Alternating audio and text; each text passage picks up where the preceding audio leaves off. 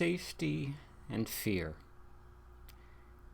Once in a while, we will read, see, or experience something that will stop us in our tracks, make us reevaluate or question our reality, and leave us with a deep and meaningful transformation of our perceptions. Such was the case recently with some sacred text I was reading. The passage deeply affected me in a positive and compassionate way. I want to share it with you. Quote, "You will identify with what you think will make you safe. Whatever it may be, you will believe that it is one with you. Your safety lies in truth and not in lies.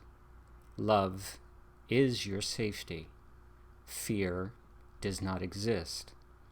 Identify with love and you are safe. Identify with love and you are home. Identify with love and you find yourself." End quote. These beautiful words touched me at a soul level.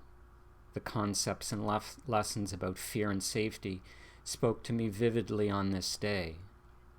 Fear, the antithesis of enlightenment and nirvana when it is overcome. Fear is the single biggest impediment to our spiritual growth.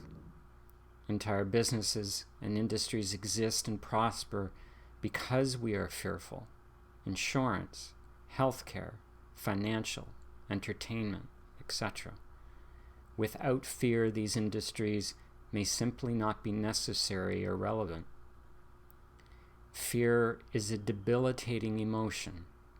It can stop us in our tracks, prevent us from living our lives, and get us into all sorts of situations that result in crippling our spiritual development and stunt our growth.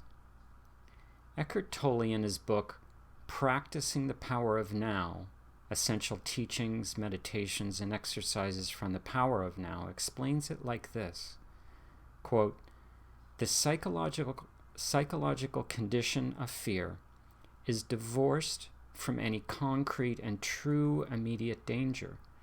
It comes in many forms: unease, worry, anxiety, nervousness, tension, dread, phobia, and so on.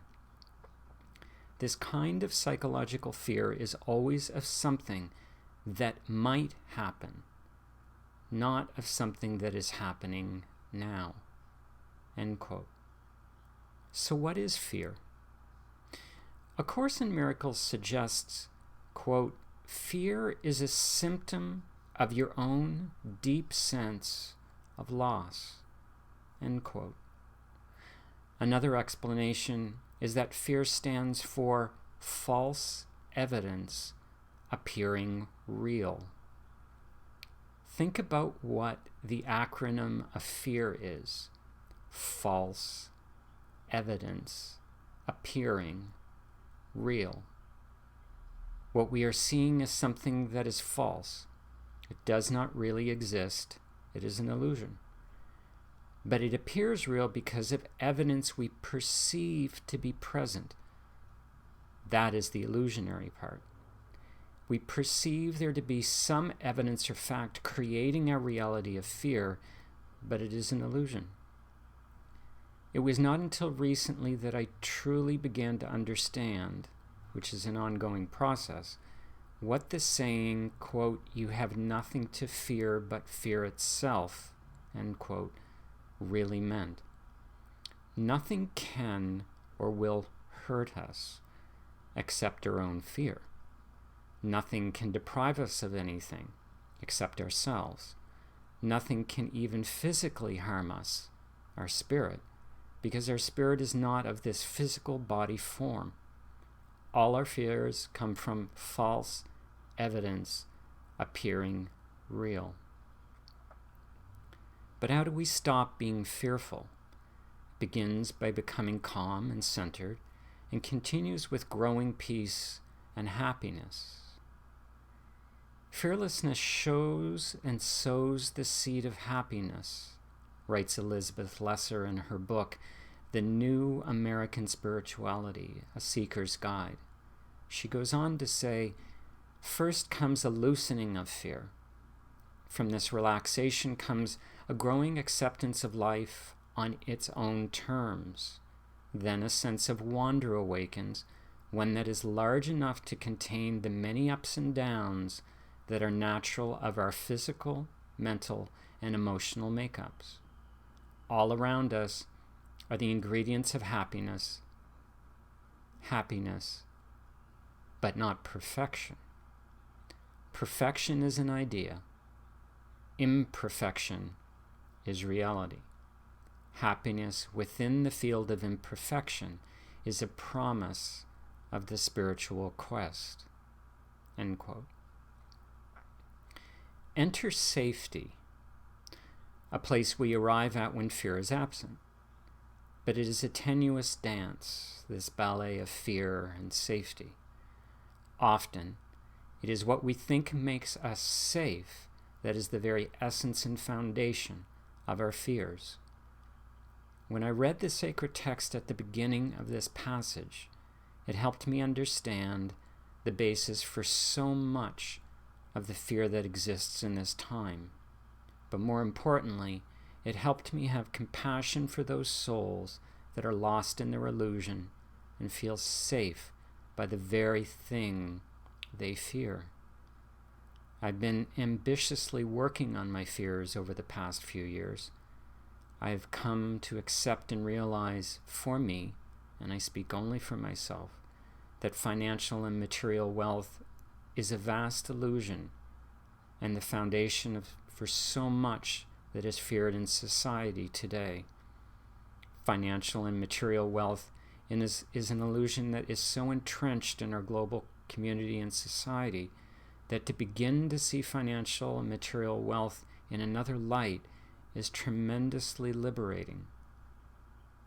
What I was taught, raised, and schooled in, the acquisition, accumulation, protection, management, and legacy of financial and material wealth has not brought any amount of peace or safety for my soul.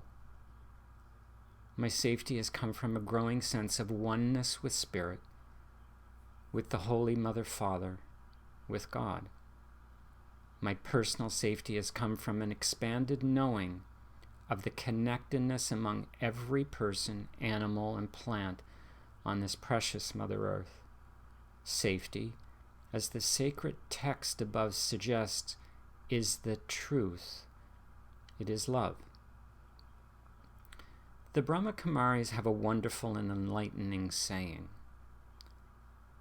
If your actions have been according to your conscience, they will be your protection.